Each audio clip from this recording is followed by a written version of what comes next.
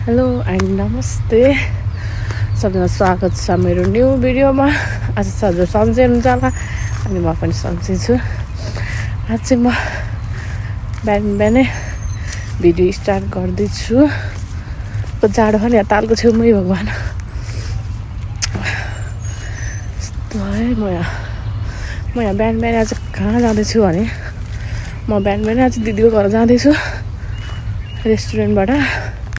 यति जाडो छ नि यहाँ अनि साथै होइन चिसो त्यस्तै कुहिरो लगाएर नत्र म भ्यू देखाउँथेँ यहाँको। यहाँ माथि सब देखिँदैन तर कुहिरोले गर्दा ड्याममा कुहिरो लगाएको भएर भ्यू देखाउन मिलेन। बाइकमा हिँड्यो होइन यस्तो जाडोमा भिडाजुल मलाई घर सफा गर्न लिएर जानु लाग्नु आफूलाई मात्र गाह्रो भएर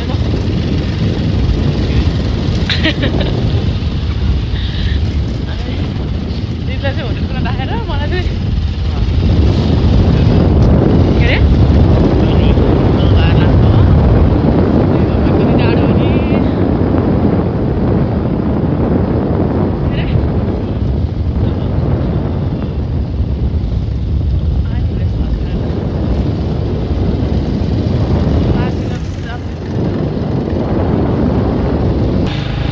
तिहारी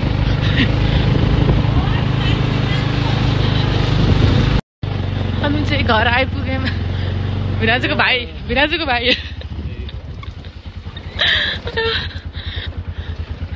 रेशम दाइ त आउनु पुरा रङ लाउने भएर यस्तो भद्रागोल छ होइन। अझ भित्र कति भद्रागोल छ। यहाँ चाहिँ जग्गा हुन्छ 18 गते।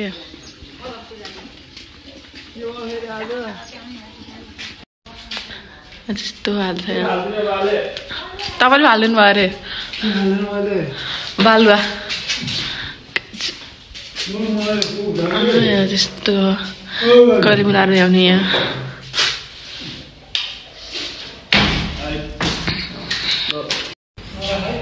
हामी चाहिँ यतिको फिनिसिङ गरिसक्यौँ।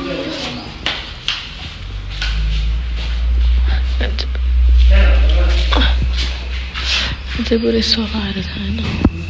यत्रो सामान छ आइनामा चाहिँ म देखियो रहेछ।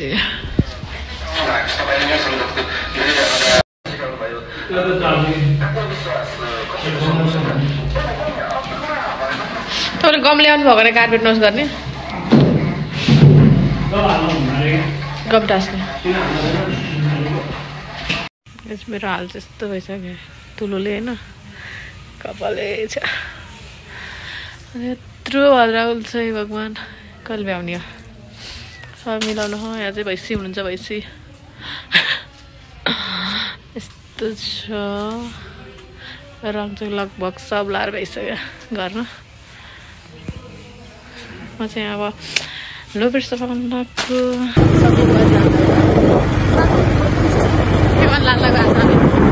सबै भन्नु कसलाई सपिङ गर्ने सपिङ गर्ने कसलाई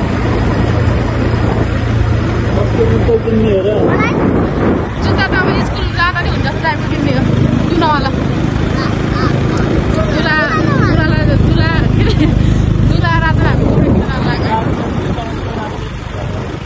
जुत्ता त दार्जिलिङमै किन्ने हो। कपडाहरू चाहिँ दार्जिलिङ पाउने यसँग किन्ने भनेको चाहिँ कपडा भयो। अनि त्यहाँबाट हामी चाहिँ दुला सपिङ गर्न जानु लाग्यो। बिहा कहिले अरे तिम्रो बिहा कहिले अरे बिहा नै होइन भन्छ के अरे बाबु तिम्रो बिहा हुन्छ कति अरे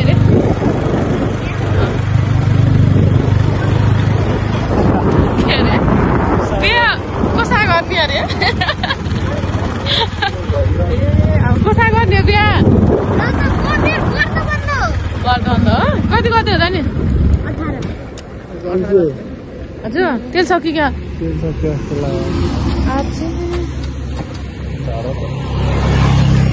पहिलामा झर्छ किन पेट्रोल सक्यो बाइकमा। अब हामी हिँडेर जानुपर्ने भयो। झर बाबु झर बिच बाटोमा अड्केर बस्थ्यौँ अब। गाइज हामीलाई चाहिँ भिनाजु छोडेर गइदिनु भयो बाइकमा पेट्रोल सकेछ अरे हेर्दै हेर्नु भएको छ अनि हामी चाहिँ बिच बाटोमा बस्नु पर्यो तिमी साथीहरूलाई बोलाउने कि होइन तिम्रो बिहामा